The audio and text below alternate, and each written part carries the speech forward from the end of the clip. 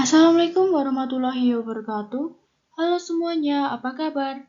Perkenalkan, saya Deviana Putri Ramadhani dengan NIM 228032444031 dari Program Studi Pendidikan Akuntansi, kelas B22. Di video kali ini, saya akan membahas mengenai otoritas jasa keuangan. Sebelum kita mengenal lebih lanjut apa sih itu otoritas jasa keuangan, sebaiknya kita mengetahui dahulu sejarah terbentuknya otoritas jasa keuangan dan juga pengertiannya. Untuk sejarahnya adalah pada tahun 1997 sampai 1998 terjadi krisis ekonomi di Indonesia. Salah satu cara yang dilakukan pemerintah untuk menghindari krisis tersebut dengan membentuk suatu lembaga pengawasan independen yang bernama Otoritas Jasa Keuangan. Otoritas Jasa Keuangan menurut Undang-Undang Nomor 23 Tahun 1999 tentang Bank Indonesia tersebut sebenarnya sudah harus terbentuk pada 2002. Namun pada praktiknya, Otoritas Jasa Keuangan ini baru terbentuk pada 2011 melalui Undang-Undang Nomor 21 Tahun 2011 yang disahkan pada 22 November 2011. Kemudian ada pengertian otoritas jasa keuangan. Adalah lembaga negara yang dibentuk berdasarkan pada Undang-Undang Nomor 21 Tahun 2011 yang berfungsi menyelenggarakan sistem pengaturan dan pengawasan yang terintegrasi terhadap keseluruhan kegiatan di dalam sektor jasa keuangan.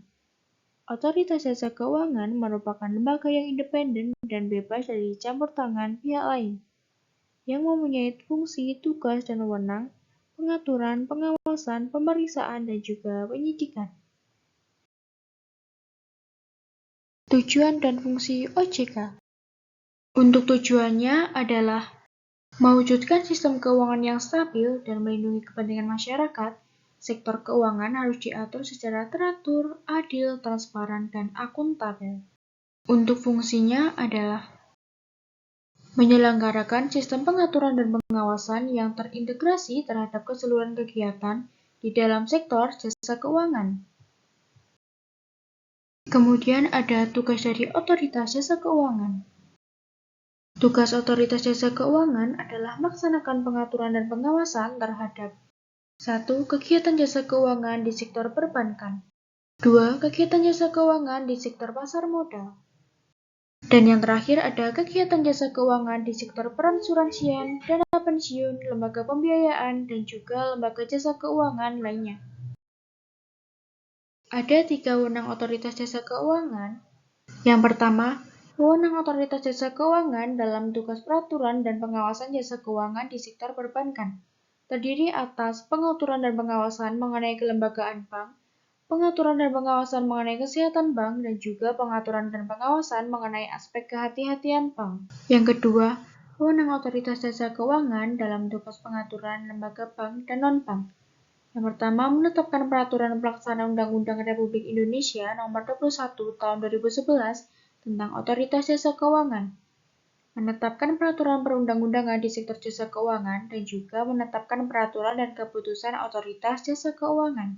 Dan yang terakhir, wewenang Otoritas Jasa Keuangan dalam tugas pengawasan lembaga bank dan non-bank, yaitu menetapkan kebijakan operasional pengawasan terhadap kegiatan jasa keuangan, mengawasi pelaksanaan tugas pengawasan yang dilakukan oleh Kepala Eksekutif, dan juga memberikan perintah tertulis kepada lembaga jasa keuangan dan atau pihak tertentu.